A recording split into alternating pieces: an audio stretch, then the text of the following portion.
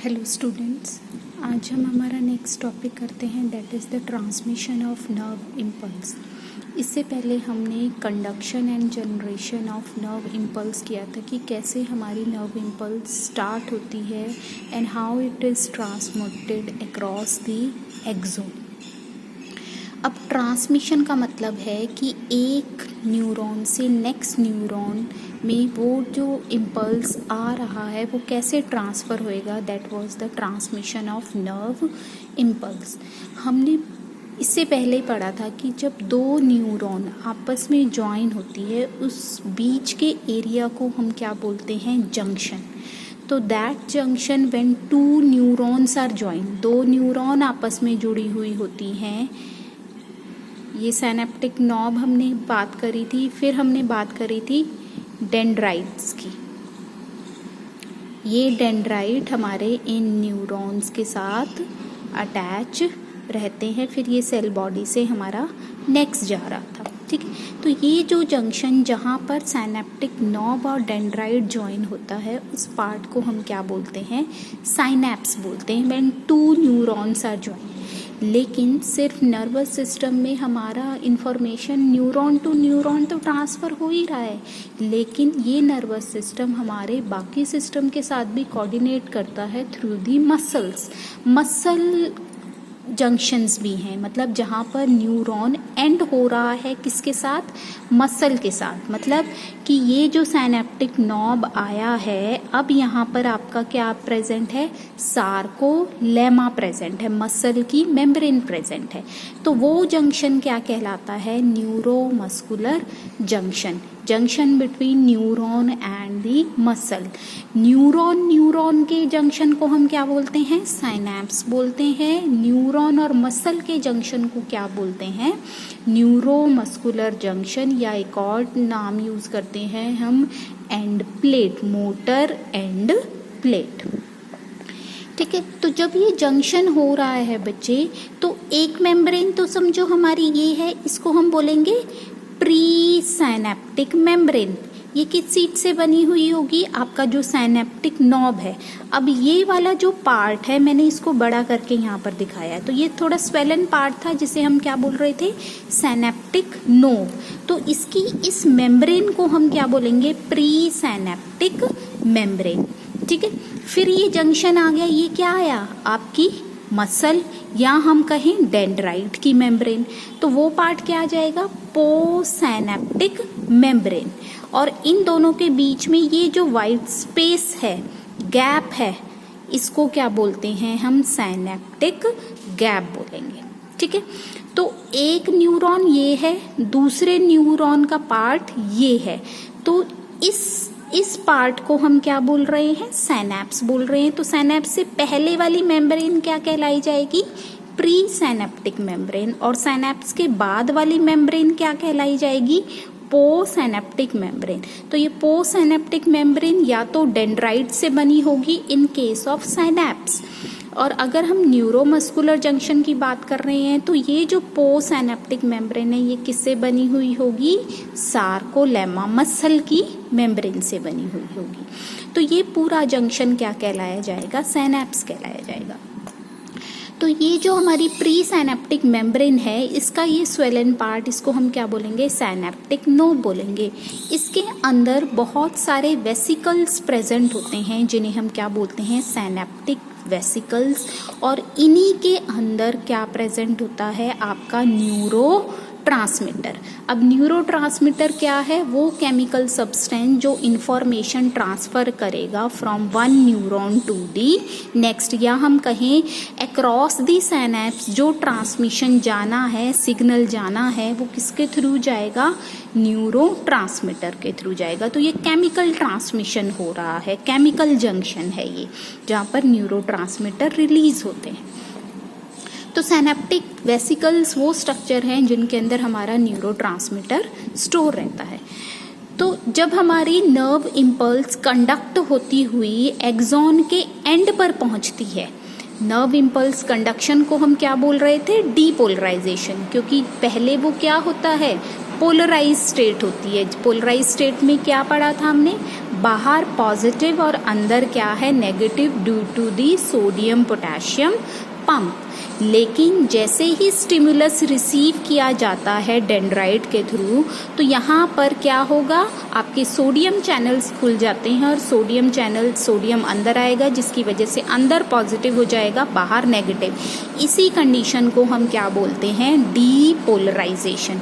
तो जब ये डीपोलराइजेशन पूरे एक्सॉन लेंथ पर होती हुई कहाँ पर पहुँच जाए, सिनेप्टिक नोब पर पहुँच जाए, इस स्वेलन पार्ट पर पहुँच जाए, तो यहाँ पर क्या होगा, कैल्शियम आयंस, कैल्शियम चैनल्स जो हैं सिनेप्टिक नोब्स की मेम्ब्रेन में, ये ओपन हो जाएंगे और कैल्शियम आयन अंदर आ जाएगा। Calcium ion move inside the synaptic knob when the depolarization reaches the synaptic knob. तो जैसे ही कैल्शियम आयन अंदर आता है, ये सिनेप्टिक वेसिकल्स के साथ जुड़ जाएगा। जैसे ही सिनेप्टिक वेसिकल इसके साथ जुड़ेगी, ये क्या करेगा, सिनेप्टिक वेसिकल्स को पुश करेगा टुवार्ड दी सिनेप्टिक मेम्ब्रेन, और सिनेप्टिक मेम्ब्रेन के साथ फ्यूज होते ही ये क्या हो जाएगा, रप्चर हो जाएगा, फट जाएगा।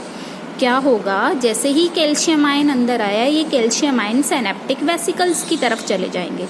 कैल्शियम आयन की वजह से सिनेप्टिक वेसिकल्स मूव करेंगे टुवार्ड दी मेम्ब्रेन।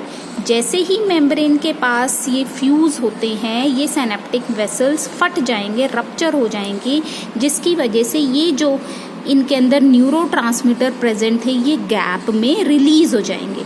तो गैप में क्या रिलीज हो गया बच्चे, हमारा न्यूरोट्रांसमीटर। तो गैप पार्ट किसका है, सिनेप्स का है। तो इंफॉर्मेशन इस न्यूरॉन से अगले पार्ट में जा रही है, इसलिए हम क्या बोल रहे हैं, ट्रांसमिशन, मूवमेंट ऑफ इम्पल्स। तो जैसे ही न्यूरोट्रांसमीटर हमारा क्या, जैसे न्यूरोट्रांसमीटर हम एसिटाइलकोलिन की बात करें, डोपामाइन की बात करें, इपिनेफ्रिन की बात करें, तो डिफरेंट तरीके के न्यूरोट्रांसमीटर हमारी बॉडी में अलग अलग काम कर रहे हैं। जैसे ही गैप में रिलीज होएगा, वो पोस्ट सिनेप्टिक मेम्ब्रेन की तरफ जाएगा, जहाँ पर क्या प्रेजेंट है, ये स्ट्रक्चर्स क्या है, रिसेप्टर्स। रिसेप्टर्स क्या होते हैं, रिसीव करने वाले। तो टुवार्ड द पोस्ट सिनेप्टिक, वहाँ पर क्या प्रेजेंट है, स्पेसिफिक रिसेप्टर्स प्रेजेंट है। तो जैसे ही न्यूरोट्रांसमीटर इस रिसेप्टर के साथ बाइंड करेगा, तो यहाँ पर इसमें क्या खुल जाएंगे, पंप खुल जाएंगे। जैसे हम बात करें, मान लो न्यूरॉन ही है, अगला पार्ट इस साइनैप्स है ये, तो साइनैप्स में अगला पार्ट क्या होगा बच्चे, डेंड्राइट। तो डेंड्राइट में इंफॉर्मेशन ट्रांसफर जाएगी, तो यहाँ के डेंड्राइट के सोडियम चैनल्स खुल जाएंगे और एक नई इम्पल्स जनरेट हो जाएगी। लेकिन अगर ये मसल का पार्ट है, सार्कोलेमा है, तो यहाँ पर कौन से चैनल्स खुल जाएंगे बच्चे, कैल्शियम चैनल्स खुल जाएंगे, जो हमारे क्या है, किसके साथ बाइंड करेगा, जो हमने मसल कॉन्ट्रैक्शन में बात करी थी, वहाँ पर बाइंड करेंगे, ट्रोपोनिन के साथ बाइंड कर जाएंगे, ताकि अब हमारी एक्टिन और मायोसिन की बाइंडिंग हो सके। तो डिपेंडिंग कि किस तरह का जंक्शन है, उस तरीके के ही हमारे आयन चैनल्स ओपन हो जाएंगे। अगर मसल्स हैं तो वहाँ पर कैल्शियम चैनल्स ओपन हो जाएंगे, और अगर नेक्स्ट नर्व ही है तो वहाँ पर सोडियम चैनल्स ओपन हो जाएंगे। तो जैसे ही ये चैनल्स ओपन होते हैं, तो एक्शन पोटेंशियल जनरेट हो गया नेक्स्ट में। तो यहाँ हमने क्या देखा कि कैसे एक नर्व से दूसरे नर्व में ट्रांसमिशन हो रही है with the help of neurotransmitter. तो अब हमने इससे पहले पढ़ा था कि जो साइनैप्स हैं हमारे दो तरीके के होते हैं, इलेक्ट्रिकल साइनैप्स और केमिकल साइनैप्स। इलेक्ट्रिकल साइनैप्स का मतलब है जहाँ पर न्यूरोट्रांसमीटर रिलीज होता है, जैसे ये अभी हमने पढ़ा है।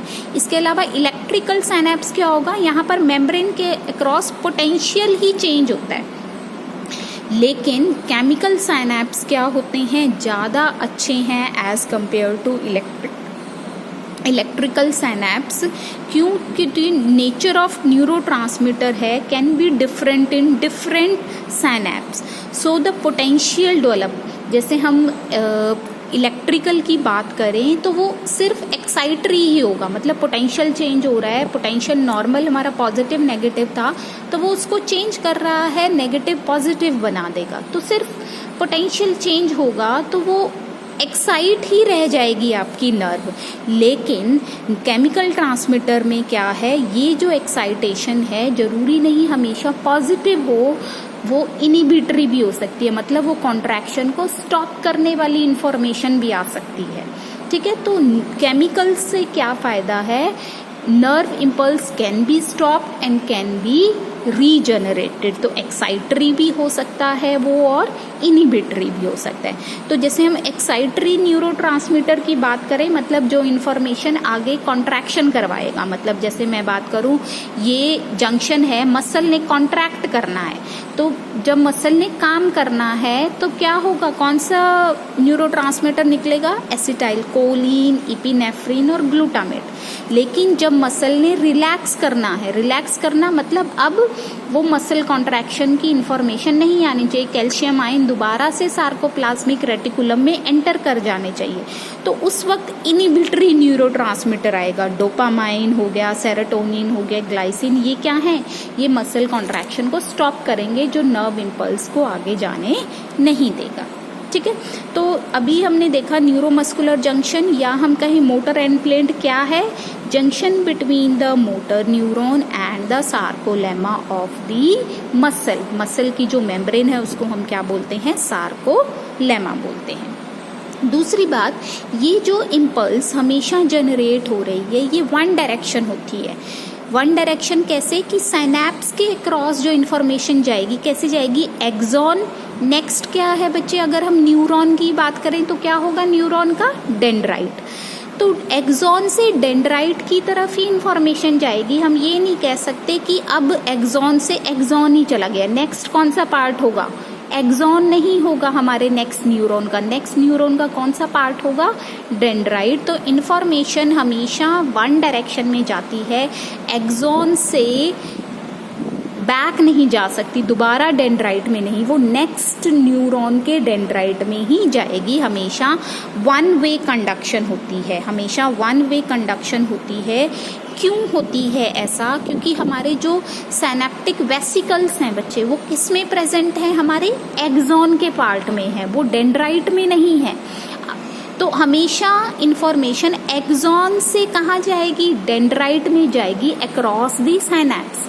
लेकिन ऐसे नहीं जाएगी कि डेंड्राइट से कहाँ चले जाए, अक्रॉस दी साइनैप्स एक्सॉन में आ जाए, क्योंकि जो न्यूरोट्रांसमीटर है जो साइनैप्स के क्रॉस मूवमेंट करवाएगा इंफॉर्मेशन की, वो केवल कैसे जा सकता है, from axon to dendrite, because synaptical vesicles which contain neurotransmitter are present in the synaptic knob of the axon part of the neuron. Axon part के में न्यूरॉन का जो एक्सॉन पार्ट है उसके एंड में क्या प्रेजेंट है, सिनेप्टिक नॉब प्रेजेंट है। सिनेप्टिक नॉब के अंदर सिनेप्टिकल वेसिकल्स प्रेजेंट है, जिसके अंदर क्या प्रेजेंट होता है, न्यूरोट्रांसमीटर, जो इंफॉर्मेशन को ट्रांसफर करता है अक्रॉस दी साइनैप्स। इसलिए केवल एक्सॉन से इंफॉर्मेशन ट्रांसफर होती है to the dendrite, not from the dendrite to axon across the synapse. ठीक है, नेक्स्ट एक और चीज हमें जानने की जरूरत है, साल्टेटरी कंडक्शन। अब हमने दो तरह के न्यूरॉन्स पढ़े थे बच्चे, माइलेटेड न्यूरॉन्स और दूसरे होते हैं नॉन माइलेटेड न्यूरॉन, जिनके ऊपर कोई भी माइलिन शीथ नहीं प्रेजेंट होती है ना। तो ये जो दिखा रखा है ये माइलिन शीथ है, लिपिड से बनी हुई शीथ है जो हमारे पूरे नर्व को ढक रही है, लेकिन जगह जगह पर छुटा हुआ है। इस पार्ट को हम क्या बोल रहे थे, नोड ऑफ रैनवियर। तो माइलेटेड न्यूरॉन के अक्रॉस जो कंडक्शन होती है, कंडक्शन मतलब movement of impulse across the axon, axon के अक्रॉस जो मूवमेंट हो रही है नर्व इम्पल्स की, उसे हम क्या बोलते हैं, कंडक्शन बोलते हैं।